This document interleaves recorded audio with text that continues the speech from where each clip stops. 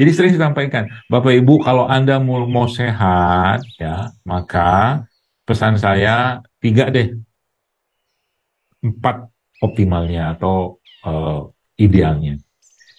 Kalau di list apa saja, kalau Anda mau sehat mulai sekarang, maka pertama, stoplah makan gula pasir. Ya kalau nggak bisa stop, kurangilah gula pasir. Dalam segala bentuk makanan yang mengandung gula pasir, stop. Itu idealnya. Kenapa gula pasir disuruh stop? Karena itu salah satu, bahkan beberapa ilmuwan juga menyebutkan, dia lebih bagus dikategorikan sebagai poison daripada food. Kata mereka begitu.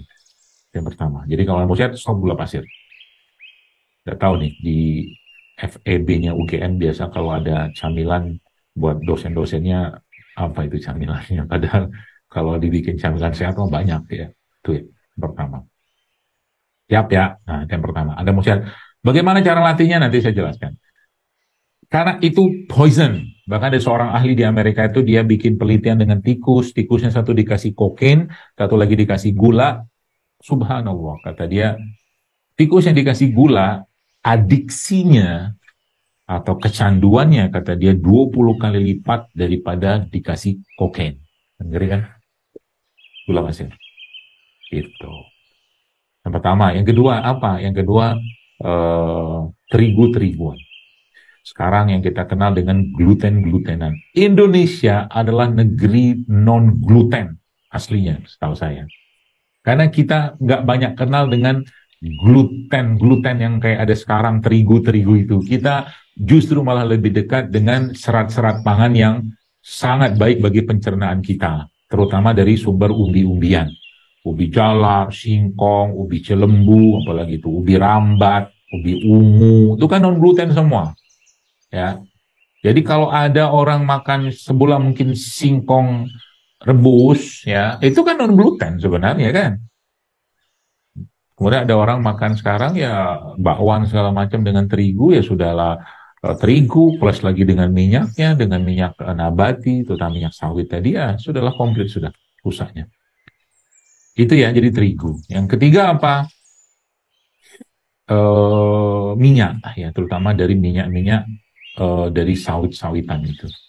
Ya, jadi ini itunya, idealnya kalau mau. Satu lagi memang biasa saya sampaikan, coba dikurangi makan nasi gitu kan. Wah, nanti kalau nggak makan nasi gimana? Nah, itu dia, kita kan selalu ngomong kayak gitu kan. Jadi kalau nggak makan nasi gimana? Ya nggak apa-apa, nggak mati kok nggak makan nasi gitu loh. Maka di Jawa itu biasa banyak dikenal sebagai salah satu pangan yang sehat. Misalkan tiwul itu Masya Allah gitu kan. Saya itu depan rumah saya, sekarang di daerah Bekasi ini, pagi-pagi itu ada ibu-ibu jualan ya, bawa gerobak itu kan, bawa gerobak apa? Bakul gitu kan. Tiwul gitu. Ini ibu ini pahlawan, saya bilang. Kenapa pahlawan? Dia jual makanan sehat.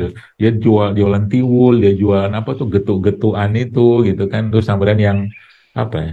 Pokoknya semua non gluten lah gitu kan. Dan saya tahu kalau saya ada makan itu tuh yang saya akan banyakin, salah satunya itu adalah kelapanya. Kelapa. Karena kelapa itu salah satu sumber serat yang sangat baik untuk menguatkan pencernaan kita, memperbaiki BAB kita, katakanlah, dan dia sumber lemak yang sehat sebenarnya, kelapa. Gitu. Jadi ada berapa, 1, 2, 3, 4 tadi, itu salah satu, itu kaidah sederhana, saya mungkin sebagian sudah tahu juga, cuma saya remind aja lah, gitu kan. Dan yang terakhir sebenarnya nasi, ya. Jadi kalau Anda tetap pengen makan nasi, nah nasinya Anda kurangi saja mulai sekarang. Sama beras-berasan itu dikurangi, ya. Kalaupun Anda tetap pengen makan nasi, ya nasinya Anda tambahkan sedikit dengan minyak-minyakan. Campurin sama VCO, campur sama zaitun, campur sama biji-bijian, gitu kan. Atau mungkin campurin rempah-rempah di nasinya supaya nasinya punya serat. Itu dulu, paling gampang untuk menjaga ditambah puasa, jadi yang makanan-makanan tinggi gula dan tidak mengandung minyak-minyak gas ini dikurangi, gitu kan. Nanti tubuh akan recovery sendiri, bos kalian. Semudah itu, percayalah saya.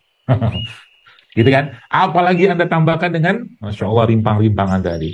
Terus dokter, kan gini kan, lihat bagaimana kadang-kadang matematika kita tuh selalu bekerja gitu kan, dengan sangat spektakuler, sampai kadang akhirnya kita tuh, kadang-kadang saya bilang kebablasan gitu loh. Contoh. Setahu saya ya, kalau kita bicara tentang negeri kita rimpang, ya Indonesia ini kan dengan jahe, kunyit, temulawak, kencur, segala macam. Belum pernah juga saya ketemu ada orang yang katakanlah keracunan makan jahe, keracunan makan kunyit, kelebihan dosisnya kan nggak ada. Karena apa? Karena kita juga makan dalam jumlah yang tidak banyak, katakanlah kayak begitu. Tapi ada orang ketakutan luar biasa dan itu ya satu sisi memang dia bisa boleh dikatakan sebagai fitofarmaka obat, tapi sisi lain dia juga punya peran sebagai makanan gitu loh. Makanya ada postingan saya kemarin yang sebutkan satu makanan dari daerah Makassar namanya palu mara itu kan kunyitnya banyak gitu kan. Kita minum aja akhirnya, kita nggak tahu berapa gram dia masukkan kunyit, tapi tidak pernah ada cerita keracunan orang makan gitu-gituan. Ini kadang-kadang apa ya, semua dianalogikan dengan bahasa obat-obatan tadi, sehingga akhirnya ya kita juga minum kunyit jahe sejempol, 2 jempol, setelunjuk gitu-gitulah. Nah, Bapak Ibu sekalian, jadi dengan kaidah-kaidah kayak begini nih ya, Anda mulai misalkan Anda tidak punya penyakit apapun katakanlah, sering saya sampaikan setiap hari itu atau mungkin per 2 minggu Anda ubah aja ya, per 2 minggu boleh atau per 3 hari boleh, ubah tuh yang Anda konsumsi hari ini misalkan jahe kunyit atau besok lagi misalkan serai kencur atau apa gitu kan, Anda campur-campurin aja ya.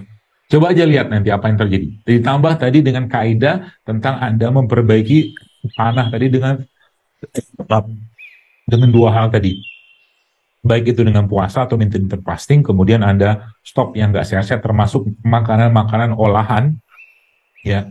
Jadi kalau sudah tubuh kita tuh kita siapkan Bapak sekalian atau mungkin kita kondisikan, maka Masya Allah yang terjadi itu ya udah nggak bisa lagi makan yang aneh-aneh ya, nggak bisa.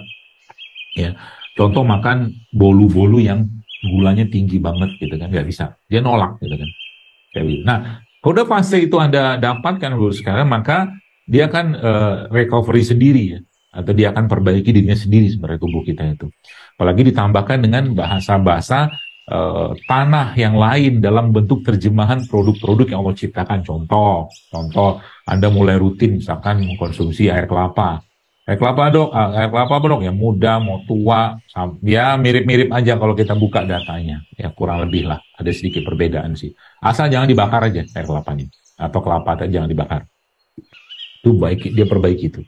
Ya, karena air kelapa itu salah satu sumber asam amino yang sangat bagus. Plus lagi kalau Anda tambahkan sumber asam amino yang lain, contohnya kan ketika Anda minum air kelapa, Anda tambahkan air kelapa tadi dengan madu katakanlah secukupnya, maka dia akan menjadi sumber rehidrasi yang sangat baik, detox yang sangat baik ya buat tubuh kita ya.